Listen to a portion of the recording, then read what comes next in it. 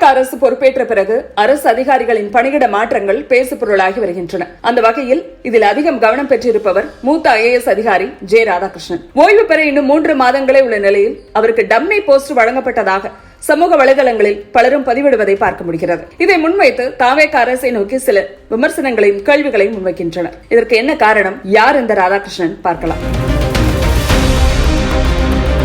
தமிழ்நாடு அரசின் மூத்த IAS அதிகாரிகளில் ஒருவரான டாக்டர் ஜே ராதாகிருஷ்ணன் தமிழ்நாடு மின் உற்பத்தி மற்றும் பகிர்மான கழகத்தின் தலைவராக இருந்து தற்போது அண்ணா நிர்வாக பணியாளர் கல்லூரியின் இயக்குநராக மாற்றம் செய்யப்பட்டுள்ளார். இந்த இடமாற்றம் வெளியானதும் சமூக வலைதளங்களில் பலரும் மூத்த அதிகாரியை டம்மி போஸ்டுக்கு மாற்றி அவமானப்படுத்துகிறீர்களா என்ற கேள்வியை எழுப்பி வருகிறார்கள். மறுபுறம் இது வழக்கமான நிர்வாக மாற்றம் மட்டுமே என்றும் சிலர் தாவேக அரசுக்கு ஆதரவாக கருத்துக்கள் பதிவிடுவதை பார்க்க முடிகிறது. 1966 செப்டம்பர் 16ஆம் தேதி பிறந்த ஜே ராதாகிருஷ்ணன் பெங்களூரில் கால்நடை மருத்துவ படிப்பை முடித்தவர். 1992ஆம் ஆண்டு தமிழ்நாடு கேடரை சேர்ந்த IAS அதிகாரியாக தேர்வான அவர் 1994ஆம் ஆண்டு தூத்துக்குடி துணை ஆட்சியராக தன்னுடைய நிர்வாக பயணத்தை தொடங்கினார். அதன் பிறகு நிதித்துறை துணை செயலர், சென்னை மாநகராட்சி ஆணையர், சேலம் மற்றும் தஞ்சாவூர் மாவட்ட ஆட்சியர் உள்ளிட்ட பல முக்கிய பொறுப்புகளை வகித்தார். அவருடைய பணிக்காலத்தில் மிகவும் பேசப்பட்ட நிகழ்வு 2004ஆம் ஆண்டு சுனாமி பேரிடர்.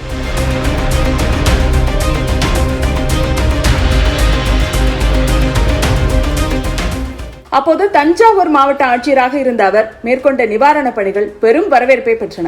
அதைத் தொடர்ந்து சுனாமியால் மிக கடுமையாக பாதிக்கப்பட்ட நாகப்பட்டினம் மாவட்டத்திற்கு அரசு அவரை மாற்றியது. நாகப்பட்டினத்தில் அவர் மேற்கொண்ட மீட்பு மற்றும் மறுவாழ்வு நடவடிக்கைகள் இந்திய அளவில் மட்டுமல்ல சர்வதேச அளவிலும் பாராட்டுகளை பெற்றன.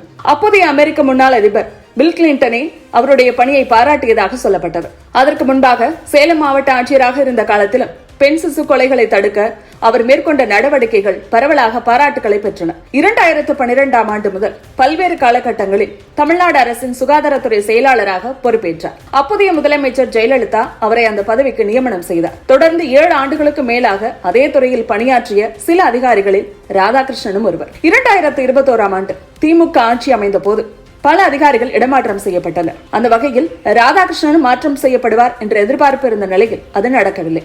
மாறாக திமுக ஆட்சியிலும் அவருக்கு முக்கிய பொறுப்புகள் வழங்கப்பட்டன. கூட்டுறவுத்துறை செயலாளர், மீண்டும் சுகாதாரத்துறை செயலாளர், சென்னை மாநகராட்சி ஆணையர், இப்படியான பல பொறுப்புகள் அவருக்கு கிடைத்தன. இந்த நிலையில் தமிழ்நாடு மின் உற்பத்தி மற்றும் பகிர்மான கழகத்தின் தலைவராகவும் இருந்திருக்கிறார் ராதாகிருஷ்ணன். மேலும் அரசின் முக்கிய திட்டங்கள் மற்றும் அறிவிப்புகளை ஊடகங்கள் வழியாக பொதுமக்களிடம் கொண்டு செல்ல நியமிக்கப்பட்ட 4 மூத்த அரசு செய்தி தொடர்பாளர்களில் ஒருவராகவும் அவர் செயல்பட்டுள்ளார். முதலமைச்சர் ஸ்டாலின் சென்னை மாநகர மேயராக இருந்த காலத்திலேயே அவருடைய நிர்வாக குழுவில் சிறப்பாக பணியாற்றிய அதிகாரிகளில் ராதாகிருஷ்ணனும் ஒருவர்.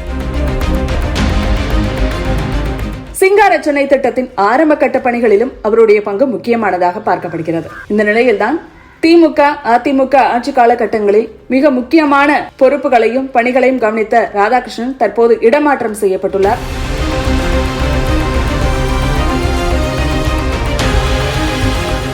இந்த நிலையில்தான் தாவேக அரசு அண்ணா நிர்வாக பணியாளர் கல்லூரியின் இயக்குநராக ஜே ராதாகிருஷ்ணனை நியமனம் செய்ததை சோசியல் மீடியாவில் பலரும் விமர்சனம் செய்து வருகின்றனர். அண்ணா நிர்வாக பணியாளர் கல்லூரி என்பது தமிழக அரசின் முக்கிய பயிற்சி நிறுவனமாகும். அரசு அதிகாரிகள், பொதுத்துறை ஊழியர்கள் மற்றும் போட்டித் தேர்வுகளுக்கு தயாராகக்கூடிய நபர்களுக்கு நிர்வாகம், மேலாண்மை மற்றும் தலைமைத்துவம் தொடர்பான பயிற்சிகளை வழங்கும் உயர்மட்ட கல்வி நிறுவனம் தான் இது.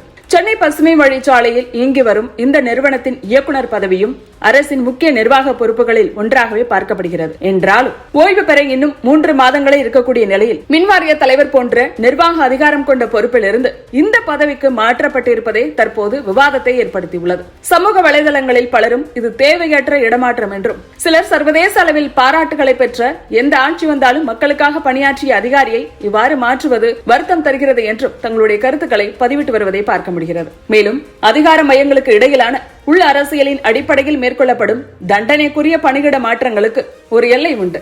இந்த அபத்தமான செயலை இப்போதே நிறுத்துங்கள் என்று ராதாகிருஷ்ணனுக்கு ஆதரவாக குரல் கொடுப்பதையும் பார்க்க முடிகிறது. எனவே தாவேக அரசு என்ன செய்ய போகிறது என்பதை பொறுத்திருந்து பார்க்கலாம்.